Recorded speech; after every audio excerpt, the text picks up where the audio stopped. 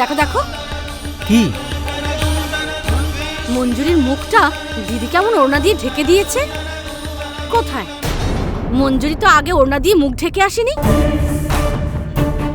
আরে হ্যাঁ তো, আমারও তো ব্যাপারটা একটু অদ্ভুত লাগছে। অদ্ভুত টদ্ভুত কিছু না, আমার তো মনে হচ্ছে এর পেছনে নিশ্চয়ই কোনো গন্ডগোল আছে। তুমি দাঁড়াও, আমি দেখছি। দাঁড়াও।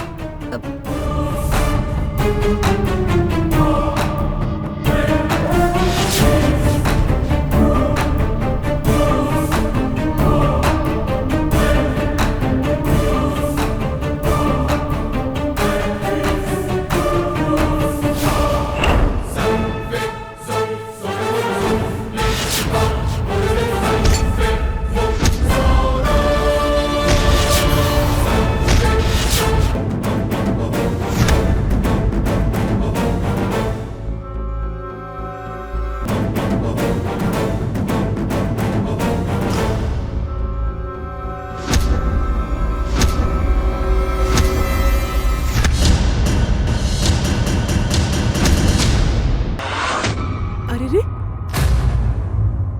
অলকা, তুমি এটা কি করছো? ওড়নাটা তুলে দিচ্ছি দিদি। বিয়ের মণ্ডপে ওড়না দিয়ে মুখ ঢেকে বসার নিয়ম নেই।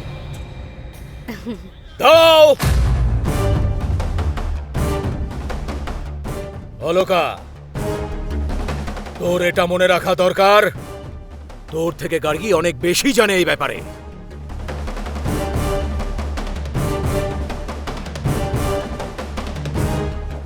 কনের মুখটা ওড়না দিয়ে ঢেকে মণ্ডপে বসাতে আমি বলেছিলাম, আমি।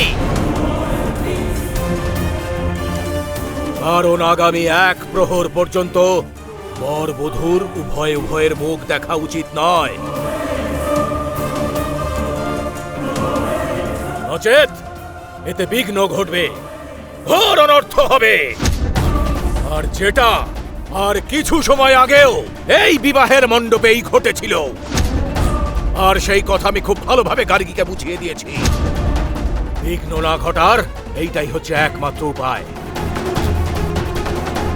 বিবাহটা এবার সুস্থভাবে সম্পন্ন হবে। হরি ওম শিব শম্ভু। বলো, এই কথাটা কি সত্যি? গার্গী দিদি, তুমি কিছু লুকোচ্ছ না তো?